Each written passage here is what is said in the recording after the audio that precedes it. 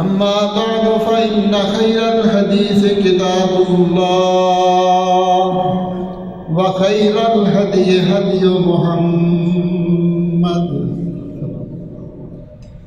وشر الأمور محدثاتها وكل محدثة بدعة وكل بدعة ضلالة وكل ضلالة في النار. أعوذ بالله من الشيطان الرجيم.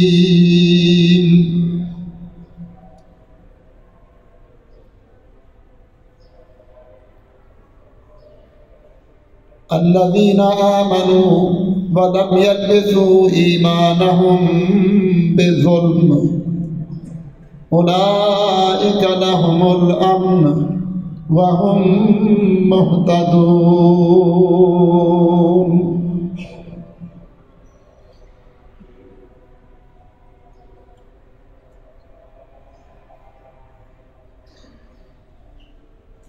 اللہ احکم الحاکمین نے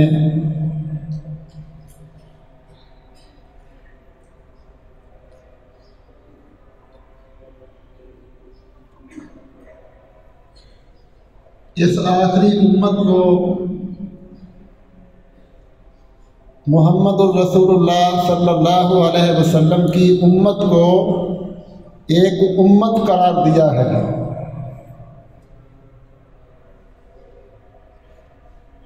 ایک بہترین امت قرار دیا ہے. فرمایا کنتم خیر امہ، اے مسلمانوں تم ایک بہترین امت ہو. وَكَذَلِكَ جَعَلْنَاكُمْ أُمَّةً وَسَطًا،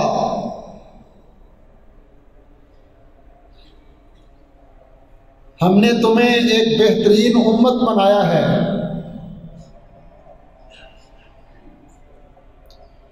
اللہ تعالیٰ نے ہمیں جو ایک امت اور بہترین امت قرار دیا ہے، اس کا مطلب کیا ہے؟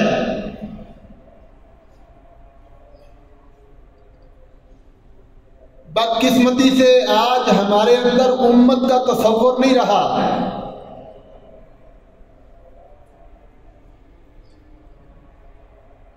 مذہبی اعتبار سے ہم فرقے ہیں.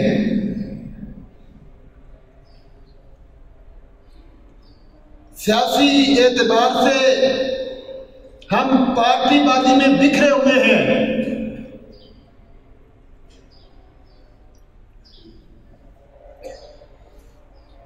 خاندانی اعتبار سے ہم خود غرق ہیں، مفاد پرست ہیں. کاروباری اعتبار سے ہم لالچی ہیں.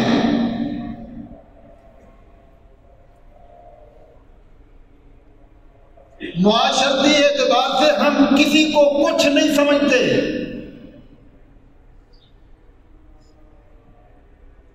ہماری سوچ یہ ہے کہ ہم کسی سے لے کر کھاتے ہیں.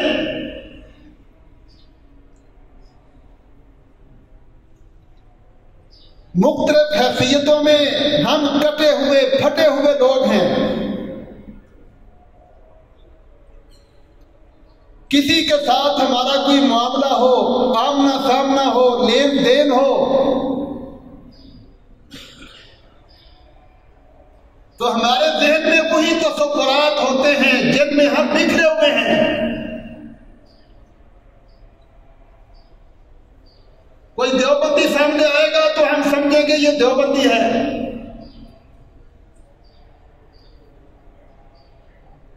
کوئی یا بریلوی سامنے آئے گا تو ہمارے اندر یہ سوچ پیدا ہوگی یہ بریلوی ہے. جو جذبات ہم نے پالے ہوئے ہیں تقسیم در تقسیم میں، انہی کی روشنی میں، انہی خیالات کے تحت ہم دوسرے کو دیکھتے ہیں، دوسرے سے ملتے ہیں.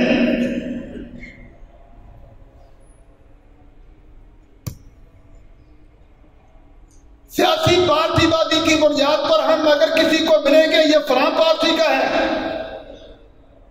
یہ فلاں پارٹی کا ہے، یہ ہماری پارٹی کا ہے، خاندانوں میں برادریوں میں ہم اپنے مفاد دیکھتے ہیں، کاروباری اعتبار سے ہم اپنے لالچ دیکھتے ہیں، موٹی سامی آئی ہے، بڑے پیسے کمائیں گے اس سے ہم اور انداز سے ڈیل کریں گے، وہ اس میں کچھ نہیں لینا دینا، بس دیکھتا کہ چلا جائے گا، اس کے ساتھ ہمارے اور انداز ہوں گے، ہمارے رویے، ہمارے اخلاق، ہماری مسکراہٹیں، ہماری محبتیں، ہماری الفتیں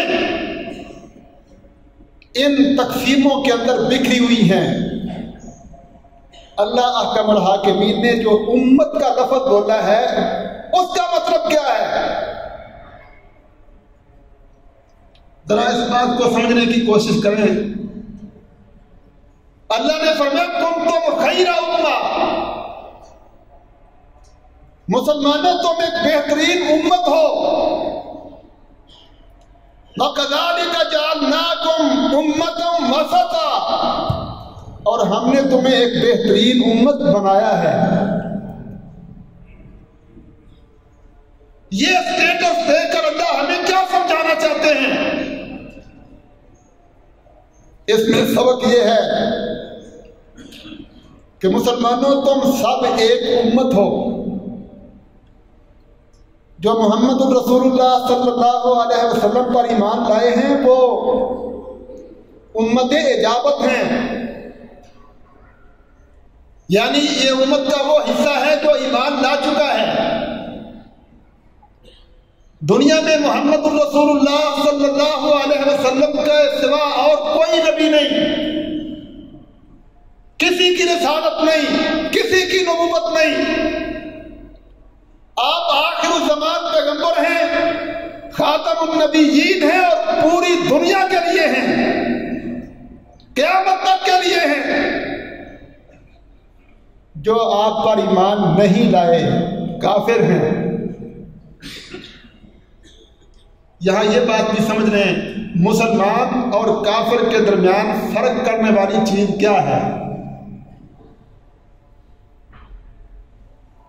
کس کو ہم مسلمان سمجھیں گے اور کس کو کافر سمجھیں گے؟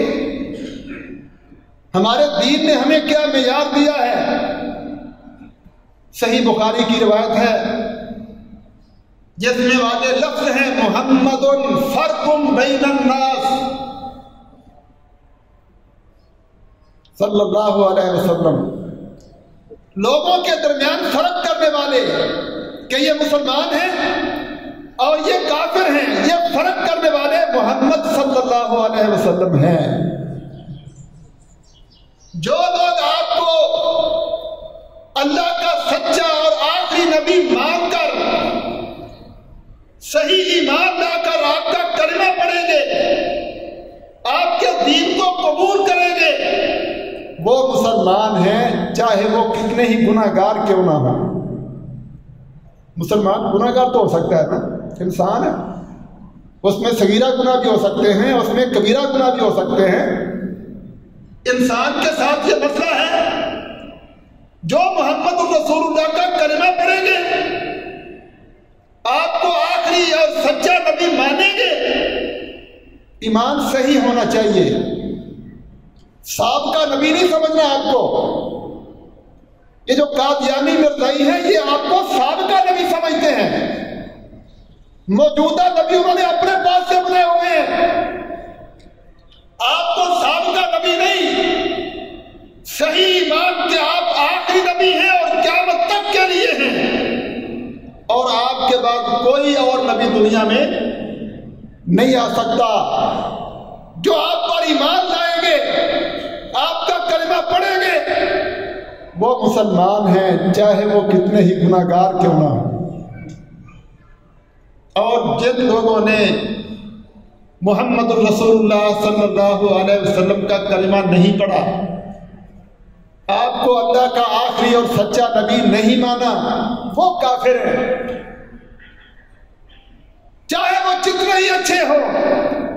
ان کے اخلاق، ان کے رویے، دنیا کے ساتھ ان کے معاملات جتنے ہی اچھے کیوں نہ ہوں، اگر وہ محمد رسول اللہ صلی اللہ علیہ وسلم پر ایمان نہیں لاتے تو اللہ کے نزدیک وہ کافر ہیں۔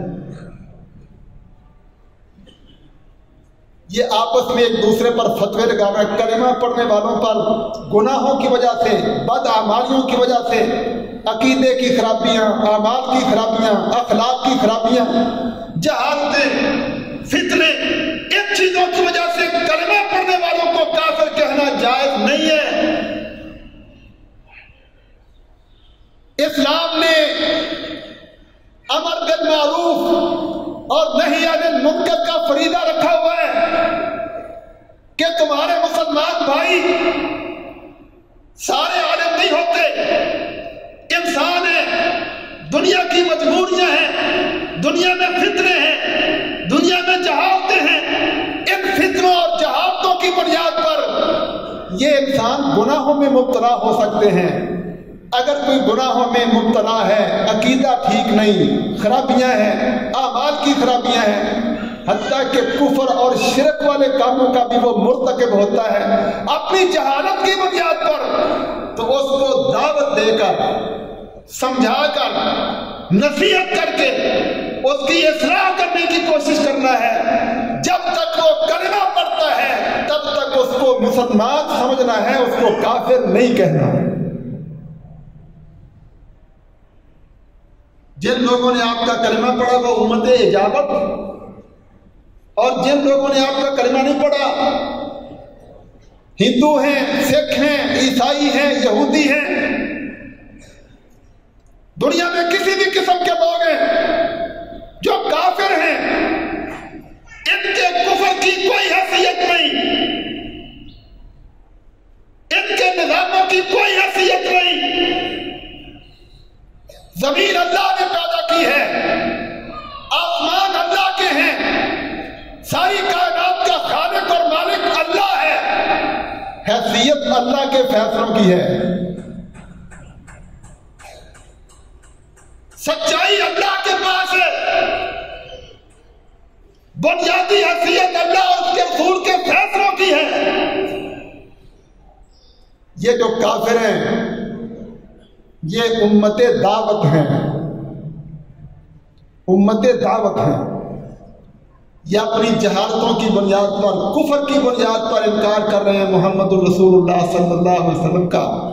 اگر اپنے خالق اور مالک کو دیکھیں، اپنے اپنے نبیوں کو دیکھیں، اپنی اپنی شریعتوں کو دیکھیں، تو ان کو قطعاً اجازت نہیں کہ یہ محمد الرسول اللہ صلی اللہ علیہ وسلم کی نبوت کا انکار کریں۔ آج اگر یہودی ایمان نہیں لاتے تو ان کا یہ کفر کرنا، عیسائی اگر ایمان نہیں لاتے تو ان کا یہ کفر کرنا کوئی سچائی کی بنیاد پر نہیں، یہ ان کی حق درمی ہے، بد اخلاقی ہے، کوئی حق نہیں ان کو۔ وہ اپنی کتابیں اٹھا کر دیکھ لیں، تورات کو، انجیل کو، اپنے نبیوں سے پوچھ لیں، موسیٰ علیہ السلام سے اور عیسیٰ علیہ السلام سے۔ حقیقت یہی ہے، حق یہی ہے کہ اللہ نے اپنے آخر زمان پیغمبر محمد صلی اللہ علیہ وسلم کو مبعوث فرمایا۔ اللہ کا حکم ہے کہ سب اس پر ایمان لائیں۔ تو یہ دو حصے ہیں امت کے، کلمہ پڑھنے والے امت اجابت، اور جنہوں نے کلمہ نہیں پڑھا وہ امت دعوت۔ اجابت کا معنی جنہوں نے قبول کر لیا ہے، کلمہ پڑھ لیا ہے، اور دعوت کا مطلب جن کو ہم نے دعوت دینا ہے، جن کو ہم نے سمجھانا ہے، جن کو ہم نے جہالتوں گمراہیوں سے نکالنا ہے، جہنم کے راستے سے بچا کر جنت کے راستے پر لانا ہے، یہ امت دعوت ہے۔ تو اس ساری امت کو اللہ کا الحاکمین نے امت کہا ہے۔ اس کا مطلب کیا ہے کہ ہم اپنے آپ کو یہ بات سمجھائیں، ہمارے سامنے کوئی بندہ آئے، ہمارے ذہن میں یہ جذبات آنے چاہیے کہ یہ ہماری امت کا ایک فرد ہے اور امت کا تعلق ہوتا ہے نبی کے ساتھ. امت کس کی ہوتی ہے؟ نبی کی. امت کا تعلق نبی کے ساتھ ہے. جب بھی کوئی بندہ ہمارے سامنے آئے ہمارے اندر جذبات یہ ہونے چاہیے کہ جس نبی کا میں کلمہ پڑھتا ہوں میرے اسی نبی کا کلمہ پڑھنے والا یہ میرا کلمے کا بھائی ہے.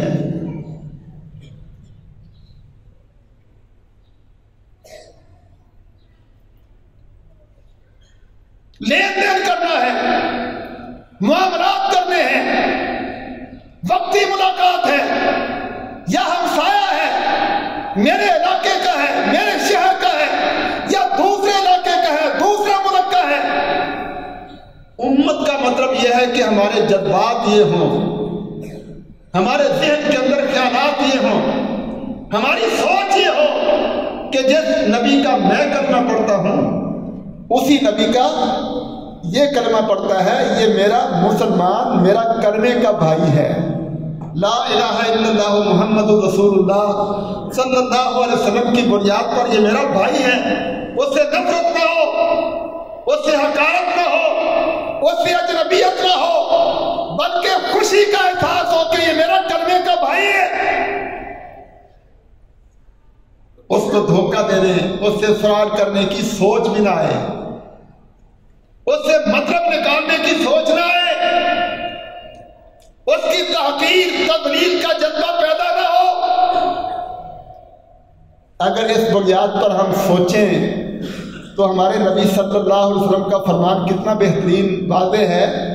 فرمایا کہ تو کسی مسلمان کو دیکھ کر مسکرا اٹھے تو اس مسکرانے پر بھی اللہ تجھے صدقے کا اجر عطا فرمائے گا.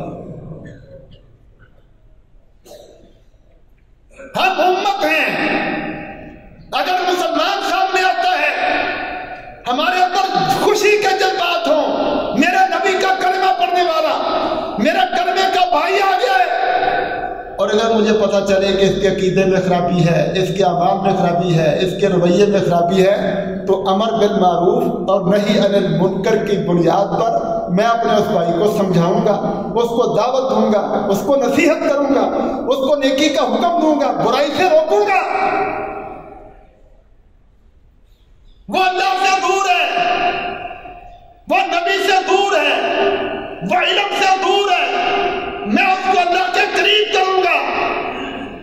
ہمارے دین نے ہمیں یہ عقیدہ دیا ہے ایمان تھوڑا بھی ہوتا ہے اور ایمان زیادہ بھی ہوتا ہے. ایمان تھوڑا بھی ہوتا ہے، ایمان زیادہ بھی ہوتا ہے.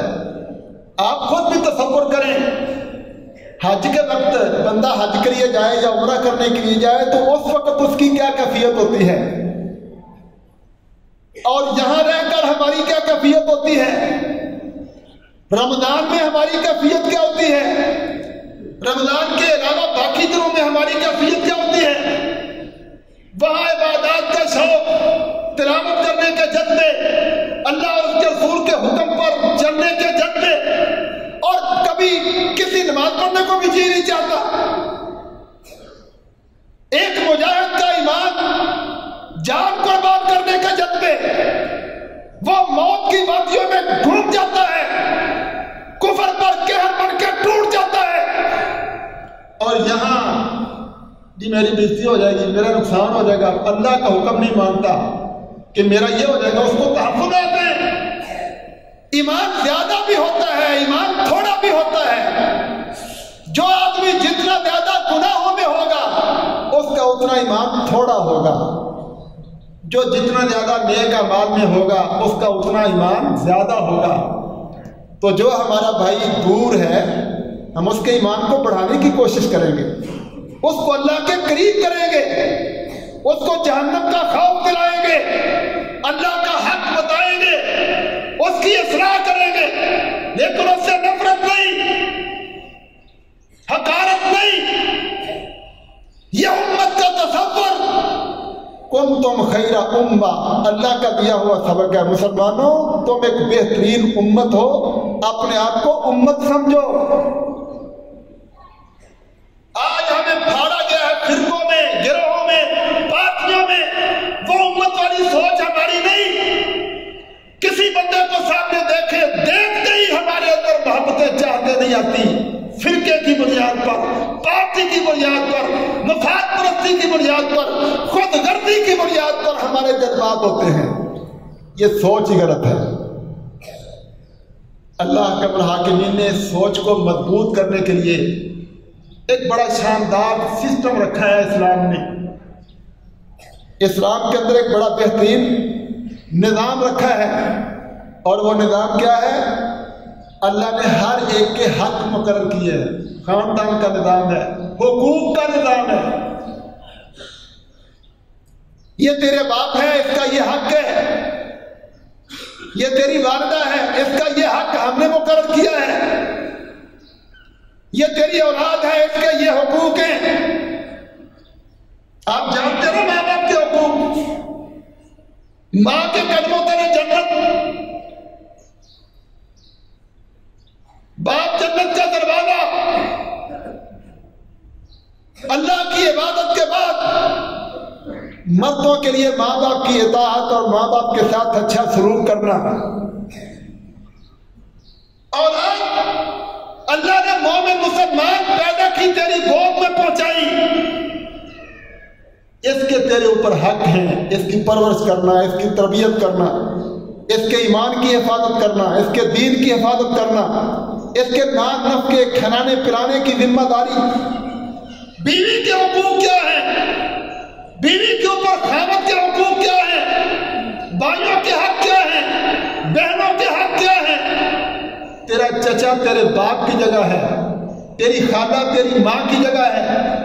خالہ کے حقوق، چچے تائے کے حقوق، بانجے پوتے پوتیاں اولاد کے برابر۔ تیرے ہمسائے کے حقوق۔ نبی صلی اللہ علیہ وسلم نے فرمایا کہ جبریل مجھے ہمسایوں کے متعلق اتنا کہتے رہے مجھے خدشہ پیدا ہو گیا کہ میری جائیداد اور وراثت میں ہمسائے کا حصہ نہ رکھ دیا جائے۔ کاروبار کرنے والے ہو تو ہمارے گاہک کے حقوق،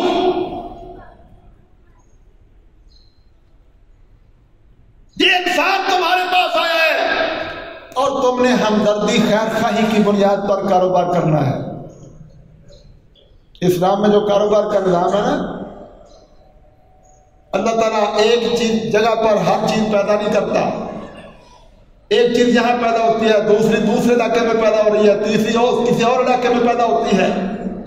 یہاں گندم چاول ہے، وہاں پھل ہیں، سبزیاں ہیں، وہاں کچھ اور چیزیں ہیں، وہاں کچھ اور چیزیں ہیں۔ زمین کو اللہ نے مختلف صلاحیتیں دے کر پیداوار کو مختلف جگہوں پہ پیدا کیا ہے، اور اللہ نے فرمایا کہ جتنے بھی زمین پر رہنے والے انسان ہیں سب تک ان چیزوں کو پہنچانا ہماری ذمہ داری ہے۔ وَمَا مِن دَابَّةٍ فِي الْأَرْضِ إِلَّا عَلَى اللَّهِ رِزْقُهَا۔ اب اللہ تعالیٰ کیسے سب تک یہ چیزیں پہنچاتے ہیں؟ اس کے لیے اللہ نے تجارت کا نظام رکھا ہے۔ یہاں کا تاجر سندھ میں جائے، وہاں سے سبزیاں خریدے، جو چیزیں ادھر پیدا ہوتی ہیں وہ خرید کے یہاں لے کے آئے، وہاں کے لوگ اٹھے وہ ادھر سے گندم خریدیں، چاول خریدیں۔ اس طرح پورے زمین کے اندر جن علاقوں میں جو چیزیں پیدا ہوتی ہیں دوسرے علاقوں والے وہاں جائیں، اٹھا کے لائیں، اور یہاں کے رہنے والوں کو وہ چیزیں قریب میں مہیا کریں، اور اپنے آپ کو اللہ کا نوکر سمجھے۔ اپنے آپ کو اللہ کا نوکر سمجھے۔ تجارت اجرت سے ہے، اجرت، اجیر، تاجر اللہ کا نوکر ہوتا ہے۔ اسلام نے یہ تصور دیا ہے کہ تاجر اپنے آپ کو اللہ کا نوکر سمجھے کہ میرے رب نے اپنی مخلوق سے یہ وعدہ کیا ہے میں تمہارے علاقوں میں تمہارے گھروں میں یہ ساری چیزیں پہنچاؤں گا، اور مجھے اللہ نے یہ ذمہ داری دی ہے میں ادھر ادھر پیدا ہونے والی چیزیں چائنا سے فلاں ملک سے اکٹھی کر کے یہاں اپنی دکان مارکیٹ میں رکھتا ہوں تاکہ یہاں کے رہنے والوں کو قریب سے وہ چیز ملے۔ چونکہ تو محنت کرتا ہے، بھاگ دوڑ کرتا ہے، سرمایہ لگاتا ہے، خرچ اخراجات کا معاملہ ہے، اس بنیاد پر تو محنت کا عوض نفع لے سکتا ہے، تیرا مسئلہ بھی چلتا رہے، لوگوں کا بھی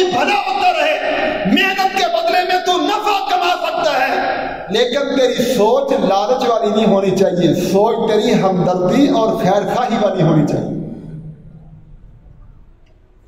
التاجر الصادق الصدوق الامین، اللہ نے چیزیں خالص پیدا کی ہیں اور خالص اللہ نے چیزیں لوگوں تک پہنچانے کا پابند کیا ہے۔ جو بندہ چیز کو لیتا ہے اس کو خالص رکھتا ہے، ملاوٹ نہیں کرتا، جعلسازی نہیں کرتا، دھوکے فراڈ نہیں کرتا، دو نمبریاں نہیں کرتا، اللہ کا کام مالک کا کام سمجھ کر ایک اچھے نوکر کی طرح حکم کا پابند بن کر اپنے مالک کی مرضی کے مطابق کاروبار کرے گا۔ الصادق الصدوق الامین، سچ اور بڑا ہی سچا، بڑا ہی عبادتدار، مع النبیین والصدیقین والشہداء والصالحین، قیامت والے دن اللہ اس کو نبیوں کا ساتھ دیں گے، صدیقوں شہیدوں کا ساتھ دیں گے، صالحین کا ساتھ دیں گے۔ لیکن کب ملے گا؟ جب صدوق، صادق، صدوق، امین بن کر اپنے آپ کو اللہ کا نوکر سمجھ کے لوگوں کے فائدے کے لیے کام کرے گا، لالچ کی بنیاد پر نہیں۔ گاہک کا حق ہے، اس کے لیے اللہ نے تجارت کا نظام رکھا ہے، اسی مخلوق کے بھلے کے لیے تو لمبی چوڑی بھاگ دوڑ کرتا ہے۔ تیری دکان میں کوئی گاہک آ گیا ہے، اس کا حق ہے کہ تو اس کا احترام کرے، عزت کے ساتھ اس کو ساری چیزیں دکھائے، پسند کروائے۔ اس کو اپنی تھکاوٹ نہ سمجھنا، یہ تیری عبادت کا حصہ ہے۔ وہ نہیں دیتا، اس کو پسند نہیں آتا، کوئی مسئلہ نہیں، اس کو سمجھایا کہ یہ دکاندار کا بھی تیرے اوپر حق ہے، طالب علموں کے حقوق، اساتذہ کے حقوق، پورے معاشرے کو، پوری امت کو اسلام میں اللہ تعالیٰ نے حقوق کا ایک نظام دے کر پابند کیا ہوا ہے کہ ہر ایک کا حق ادا کرنا ہے۔ اور کس سوچ کی بنیاد پر؟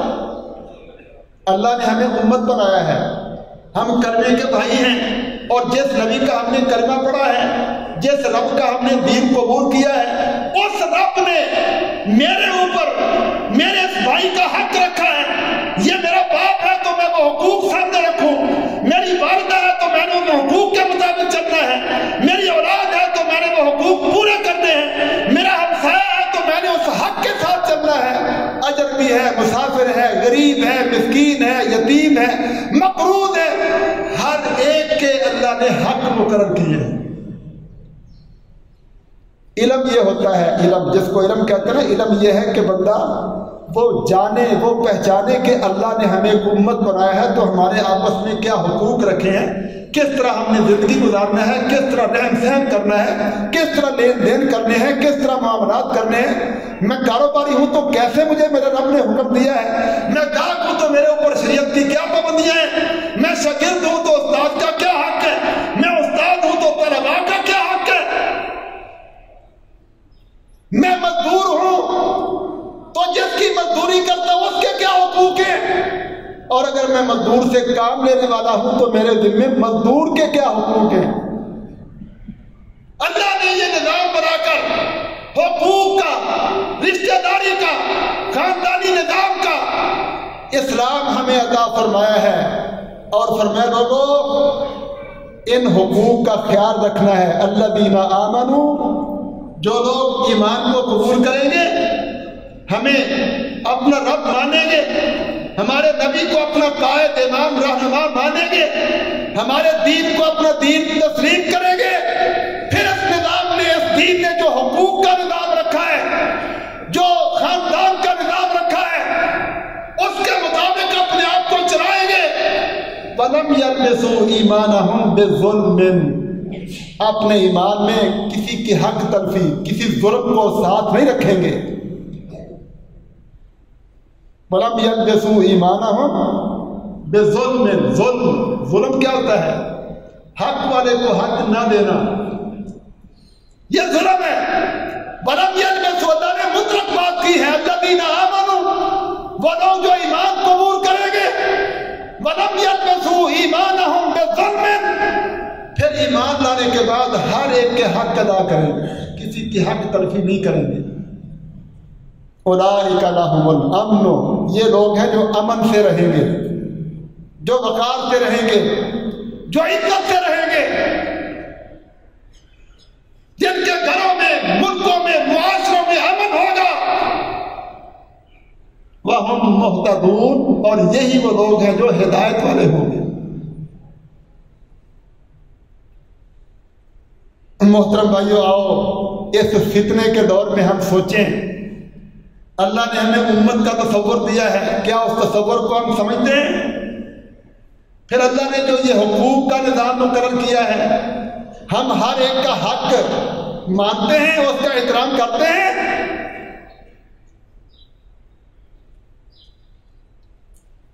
ان چیزوں کی بنیاد پر اللہ نے امن کا سرٹیفکیٹ دیا ہے، اولئک لہم الامن۔ آج ہمارے اندر جو افراتفری ہے، بے سکونی ہے، بے اطمینانی ہے، ظلم ہے، اس کی وجہ کیا ہے؟ کہ جو حقوق اللہ نے مقرر کیے ہیں، ہم ان حقوق کا احترام نہیں کرتے۔ ہم فرقوں میں بٹے ہوئے ہیں، ہمارے اندر نفرتیں ہیں، ہم پارٹی بازی میں مبتلا ہیں، ہمارے اندر حقارتیں ہیں، ہم دنیا کے لالچ میں پکڑے ہوئے ہیں۔ اولاد جوان ہو جاتی ہے، باپ کا گلا پکڑتی ہے، مجھے میرا حصہ دے کے الگ کرو، میں نہیں تیرے ساتھ رہنا چاہتا۔ باپ بیچارہ بوڑھا باپ مجبور پریشان ہے، بیوی خامد ضرورتیں پوری کرے تو خامد ہے، اگر خامد نے کبھی کوئی مطالبہ پورا نہیں کیا تو اس کی بےعزتی کرنا شروع کر دیتی ہے۔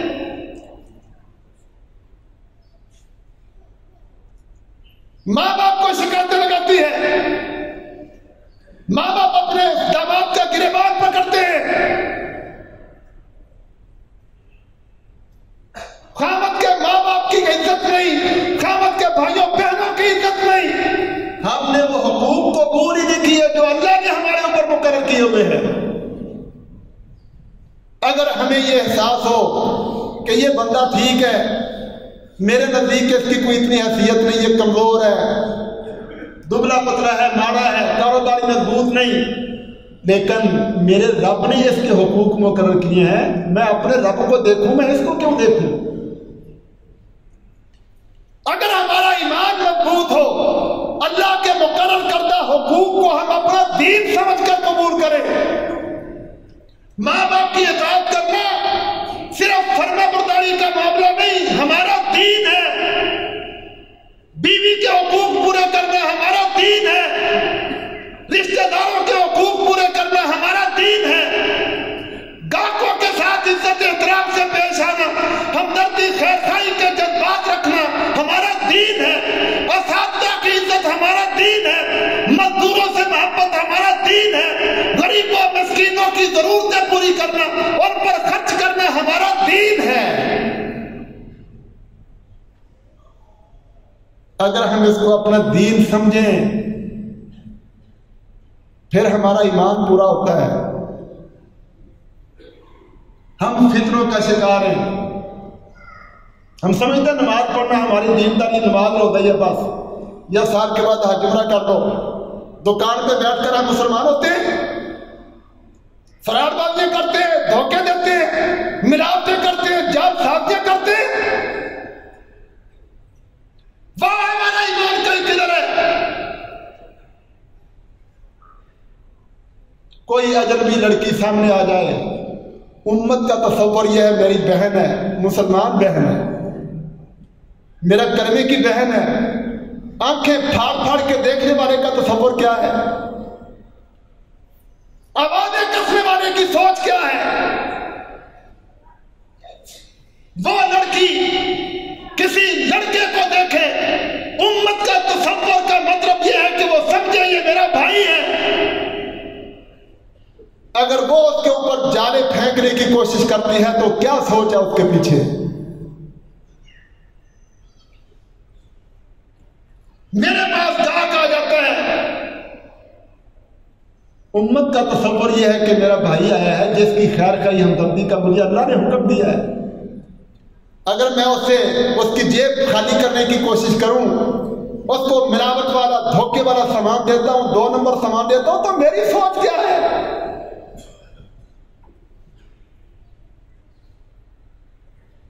اگلے کا نقصان بعد میں دیکھو، اپنی سوچ کو پہلے دیکھو۔ میرا رویہ اپنے رب کے ساتھ، اپنے نبی کے ساتھ، اپنے دین کے ساتھ کیا ہے؟ میں تو قائم ہوں، میں تو اللہ سے فراڈ کرتا ہوں، اوپر سے کلمہ پڑا ہے، میرے اللہ نے حکم دیا یہ تیرا باپ، یہ تیرا ہمسایہ، یہ تیرا گاہک، یہ تیرا مزدور، مسکین بھائی، فقیر محتاج، یہ تیری بہن، یہ تیری ماں، میں تو سمجھتا نہیں ان چیزوں کو۔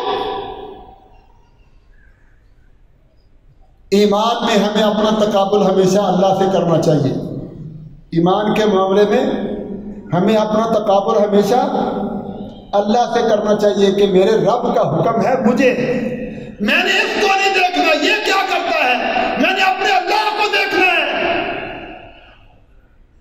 ہم آپس میں ایک دوسرے سے تقابل کرتے ہیں،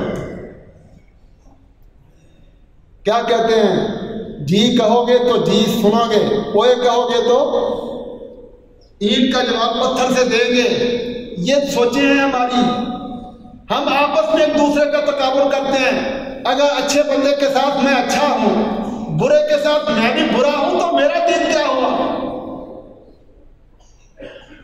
دین کے معاملے میں ہمیں آپس میں نہیں، اپنے اللہ کو سامنے رکھنا ہے۔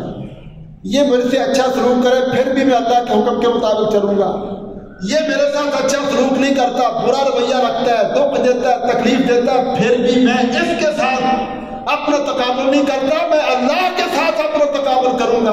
اس کے عمل اس کے ساتھ، میرے اعمال میرے ساتھ، میں اس کی غلطی کی وجہ سے، اس کے گناہ کی وجہ سے، اس کی حماقت کی وجہ سے، اس کی بے وقوفی کی وجہ سے اپنا ایمان کیوں خراب کروں، اپنے آپ کو اللہ کا نافرمان کیوں بناؤں؟ میں دنیا میں آزمائش کے اندر ہوں، مجھے اللہ نے امتحان میں ڈالنا ہے، تو امتحان میں آزمائش میں ساری مطلب کی باتیں نہیں ہوتی، غلط باتیں بھی ہوتی ہیں، میں نے غلطیوں سے بچنا ہے۔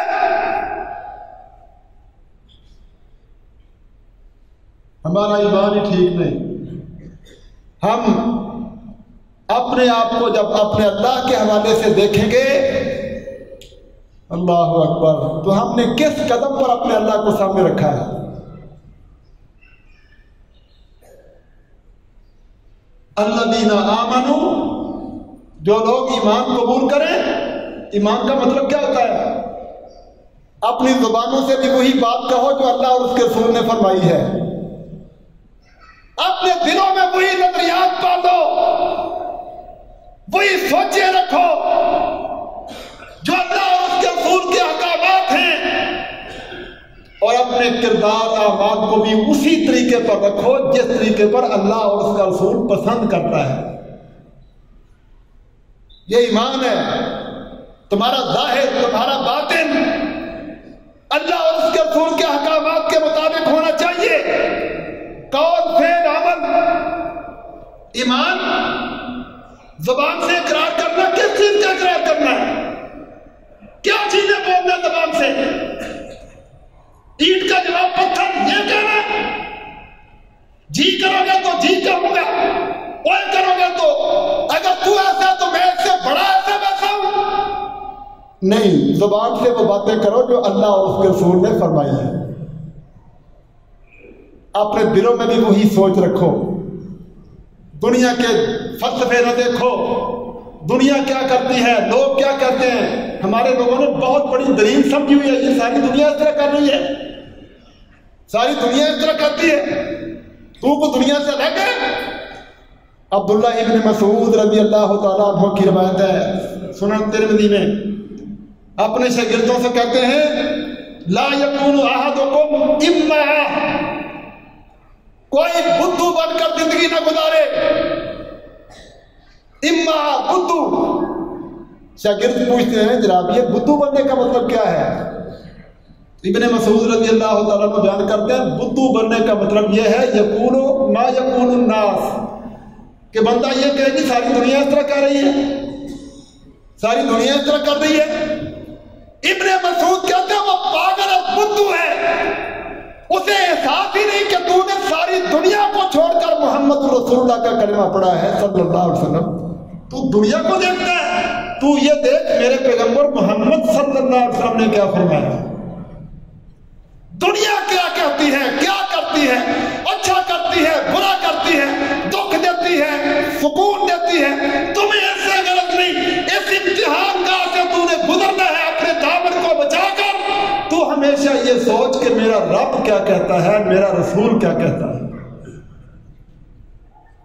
جو اس انداز سے جیے گے نا اپنے ایمان کے ساتھ، اولئک لہم الامن، ان کو امن ملے گا، عزت ملے گی، وقار ملے گا۔ آج ہمارے اندر جو پریشانیاں ہیں نا، اس کا سبب کیا ہے کہ ہم اس نظام پر پورے نہیں اترتے۔ نبی صلی اللہ علیہ وسلم نے فرمایا جس قوم میں بے پردگی، بے حیائی، زنا، بدکاری آ جائے، بیٹیوں بہنوں کی عزتوں کو تار تار کرنا شروع ہو جائیں، اس معاشرے میں اللہ بیماریاں پیدا کرتے ہیں، ایسی ایسی بیماریاں جو تمہارے بڑوں نے سنی تک نہیں۔ آج بیماریاں ہیں کہ نہیں؟ اور ہمارے تجزیے کیا ایمان کی بنیاد پر ہیں یا دنیا داروں کی طرح ہیں؟ یہ کھایا ہوگا، یہ پیا ہوگا، اس طرح ہوا ہوگا، اس طرح ہوا ہوگا، یہی تجزیے نا ہمارے۔ ہم مادی اسباب کو دیکھتے ہیں دنیا میں۔ ہمارے رب نے جو ایک نظام ہمیں دیا ہے، کبھی ہم نے سوچا کہ یہ معاشرے کے اندر نئی نئی بیماریاں پیدا ہو رہی ہیں؟ تو اس حوالے سے ہمارے رب نے کیا فرمایا ہوا ہے، ہمارے نبی نے کیا فرمایا ہوا ہے کہ جس معاشرے میں بے حیائی، بے پردگی، زنا، بدکاری، گانا بجانا، یہ بدکاریاں صرف شرمگاہوں سے نہیں ہوتی، آنکھوں کا دیکھنا بھی بدکاری ہے، کانوں کا گندی باتیں سننا بھی بدکاری ہے، زبان سے اس طرح کی بے حیائی والی باتیں کہنا بدکاری ہے، فلمیں، ڈرامے، گند، بے پردگی دیکھنا بھی بدکاری ہے، جھوٹی کہانیاں، سیکس والی کہانیاں، قصے، ناول پڑھنا بھی بدکاری ہے۔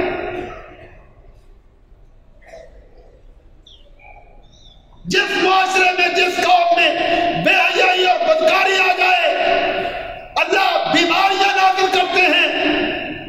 کبھی ہم نے سوچا ہے کہ ہم نے اپنے رب کی بات سے انحراف کیا ہے؟ مہنگائی بڑی ہو گئی ہے، بڑی مہنگائی، رونے ہوتے ہیں نا، کیا کرتے ہیں پھر؟ کبھی ہمارا اپنے دین کی طرف رجوع ہوا ہے؟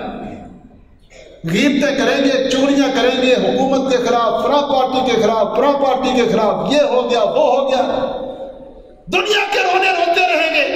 کبھی ہم نے سوچا کہ ہم تو ایمان والے لوگ ہیں، اللہ ایمان والوں کو امن کی ضمانت دے رہا ہے، تو ہمارے اندر یہ پریشانی کیوں آئی ہے؟ رسول اللہ صلی اللہ علیہ وسلم کا فرمان ہے، جس علاقے میں، جس قوم میں ناپ توپ کی کمی، کاروبار میں ڈنڈی مارنا، ملاوٹیں کرنا، جعل سازیاں کرنا، دھوکے، فراڈ کرنا، جس قوم کے کاروباری طبقے میں، لین دین والے طبقے میں یہ چیزیں پیدا ہو جائیں، ملاوٹیں، جعل سازیاں، کم تولنا، کم وزن کرنا، اللہ اس قوم کے اوپر مہنگائی کو، ٹیکسز کو، قحط کو مسلط کر دیتے ہیں۔ آج کبھی ہم نے اس بنیاد پر سوچا ہے؟ اور اللہ ہمیں معاف کر دے، اللہ ہمیں معاف کر دے۔ آج اگر ہم دیکھیں نا ایمان کی بنیاد پر، تو سب سے زیادہ جھوٹ بولنے والے، فراڈ کرنے والے، بدبیانیاں کرنے والے، خیانتیں کرنے والے ہمارے کاروباری لوگ۔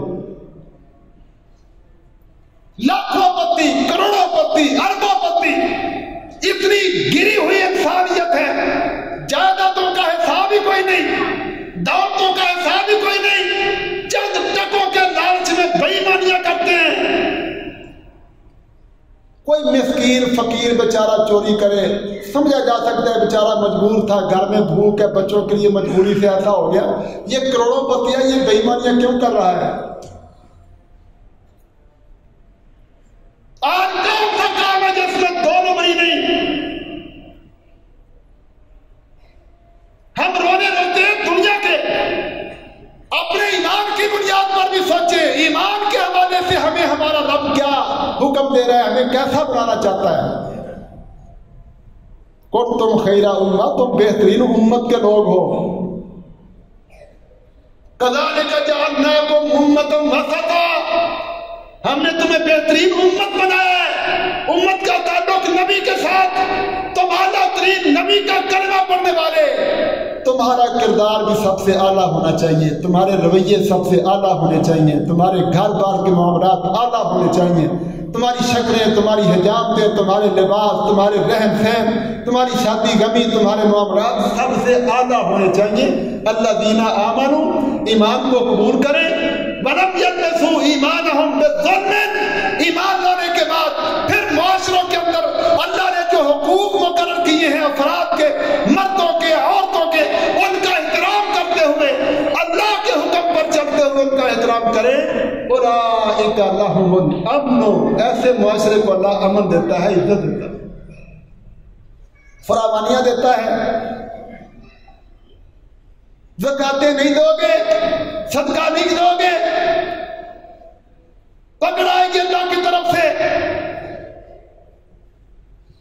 किताब और सुन्नत से एराज़ करोगे, अल्लाह के दीन से मुंह मोड़ोगे। यूरोप क्या करता है?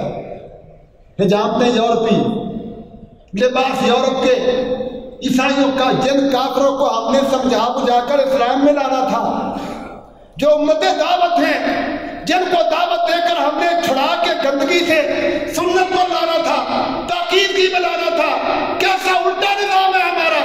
हमने उनको गंदगी से निकालकर, कुफर, शिरक, नाफरमानी की नजासत से निकालकर इस्लाम की पाकीदगी में लाना था। उल्टा हम इस्लाम की पाकीदगी छोड़कर उन गंदों की गंदगी में जा पड़े।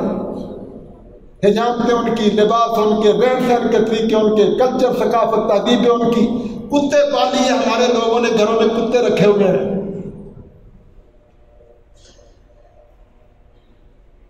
कोई पर्दे का निजाम नहीं, कोई इज्जत हुकूक का निजाम नहीं, कोई रिश्तेदारी का निजाम नहीं, हर तरफ मफाद परस्ती, लालच परस्ती। दुनिया क्या कर रही है? दुनिया के पीछे लालच में हम, इस पैसे के लालच ने, दुनिया के लालच ने हमें कहां तक गिरा दिया है। यह है वो जुल्म जिसकी बुनियाद पर हम पकड़े हुए हैं, अल्लाह की गिरफ्त में है। वरना क्या ख्याल है, अल्लाह के नजदीक हिंदुओं की इज्जत है, अल्लाह के नजदीक सिखों की इज्जत है, अल्लाह के नजदीक यहूदियों का बड़ा वकार है, अल्लाह के नजदीक ईसाइयों का बड़ा वकार है। वो सारी सारी जिंदगी ज़िना, बदकारी में गुजारने वाले, शराबें पीने वाले, सूर खाने वाले, बद के बद अखलाक के, अल्लाह उनको पसंद करता है। अल्लाह मुसलमानों को पसंद करता है, अल्लाह मोहम्मद रसूलुल्लाह को पसंद करता है सल्लल्लाहु अलैहि वसल्लम, अल्लाह मोहम्मद का कलमा पढ़ने वालों को पसंद करता है। भाइयों, कमजोरियां हमारे अंदर हैं, हमने उम्मत का तसव्वुर छोड़ दिया है। हमने अल्लाह ने जो हुकूक मुकर्रर किए ना मुआशरों के अंदर, सबके खानदान की बुनियाद पर, रिश्तेदारियों की बुनियाद पर, या मुख्तलिफ मामलात में, हमने उस हुकूक को पढ़ना छोड़ दिया है, हुकूक का एहतराम करना छोड़ दिया है। हम फिरकों में, लालचों में, मफाद परस्ती में मुब्तला हो गए हैं। ये वजूहात हैं आज जो बदसकूनी, बेइत्मीनानी, सारे मामलात की ये वजूहात। और अगर हम सच्चे दिल से तौबा कर लें, हाँ, एक जमात है अल्लाह ने हर दौर में रखी है जो लोगों को हकायक बताएगी, सीधा रास्ता दिखाएगी, अल्लाह के दीन का रंग अपनाने का कहेगी। एक जमात सारी दुनिया मुखालिफ हो जाए, उनकी आवाज को बंद करने की कोशिश करे, उनको रोकने की कोशिश करे, दुनिया अल्लाह का मुकाबला नहीं कर सकती। एक जमात फिर भी अल्लाह रखेंगे, कायम रहेगी, जो लोगों को हकायक की तरफ बुलाएगी, दावत देगी, इस्लाह की दावत देगी, कुफर शिरक की गंदगी से निकालने की दावत देगी, अल्लाह और उसके रसूल के दीन की तरफ बुलाएगी। आज हमें वो तलाश करके उस जमात में मिलना चाहिए और अपने ईमान को सही करना चाहिए। हमारा ईमान ठीक नहीं, हमारे दीनदारी की बुनियाद जहालत पर है। हमने कुरान का तर्जुमा पढ़ा ही नहीं, हदीस हम पढ़ते ही नहीं, कलमा जरूर पढ़ा है, लेकिन कलमा पढ़ने के बाद आगे दीन को हमें कबूल करना है, दीन में दाखिल होना है। वो तो फिस्से में काफा, अल्लाह फरमाते हैं पूरे तौर पर इस्लाम में दाखिल हो जाओ। इस्लाम में दाखिल होना है, इस्लाम को समझना है, इस्लाम के ऊपर अमल करना, ये हमारे दीनदारी की बुनियाद इल्म पर नहीं, जहालत पर है। अपनी जहालत दूर करें, علم حاصل کریں، قرآن کا ترجمہ پڑھیں، حدیث پڑھیں، نہ جاؤ مدارس میں، گھر میں پڑھو۔ دنیا پڑھاتے ہو نا بچوں کو ٹیوشنوں میں، اکیڈمیوں میں، دین بھی پڑھاؤ، خود بھی پڑھ سکتے ہو۔ سب سے آسان کتابیں دنیا میں قرآن اور حدیث ہے، سب سے آسان تعلیم قرآن و سنت کی ہے، سب سے آسان علم اللہ نے جو آسمان سے اتارا وہ ہے، اس سے آسان علم دنیا کے اندر اور کوئی نہیں۔ آؤ اپنے رب سے توبہ کریں، معافی مانگیں، اپنے ایمان ٹھیک کریں، حقوق میں، معاملات میں، خاندانی نظام میں، معاشرے میں ہر ایک کے حقوق کو سمجھنا، امت کی بنیاد پر ایک دوسرے سے ملنا، امر بالمعروف نہی عن المنکر کے ذریعے اصلاح کرنا، اپنا تکابر ہمیشہ اللہ سے کرنا۔ اللہ کے نظر میں کیا ہوں؟ دنیا کی نظر میں بڑا کچھ ہوں، میں ڈاکٹر ہوں، میں کاروباری ہوں، میں افسر ہوں، میں یہ ہوں، میں وہ ہوں۔ اللہ کی نظر میں کیا ہوں؟ بس اس نقطے پر سوچیں، اللہ کی نظر میں کیا ہوں؟ جس رب نے مجھے پیدا کیا ہے، زندگی دی ہے، جوانی دی ہے، بے شمار نعمتیں دی ہیں، جس کے فضل و کرم سے میں چلتا پھرتا ہوں، اس رب کی نظر میں میری کیا حیثیت ہے؟ اس کو بہتر کرنے کی کوشش کریں۔ جب ہم اپنے آپ کو بدلیں گے، توبہ کریں گے، دنیا سے ناطے توڑ کر اللہ کی طرف توجہ کریں گے، اپنے ایمان کو سلامت کریں گے، اولئک لہم الامن وہم مہتدون، اللہ فرماتے ہیں یہ لوگ عزت و وقار کی طرف آ جائیں گے، ہدایت اور رہنمائی کی طرف آ جائیں گے۔ اللہ ہمیں اس فتنے کی دنیا سے، فتنوں سے محفوظ رکھے، پریشانیوں سے محفوظ رکھے، فتنہ گروں سے محفوظ رکھے۔ آج دنیا کی یہودیوں، عیسائیوں کی اور ان سارے اسلام دشمنوں کی کوشش یہی ہے کہ اللہ نے اسلام کے لیے جو نظام دیا نا مسلمانوں کو، یہ وہ قبول نہ کریں، بلکہ ہمارے کلچر میں آئیں، ہمارے سسٹم میں آئیں۔ ہم انہی بہت بڑیوں میں پڑے ہوئے ہیں۔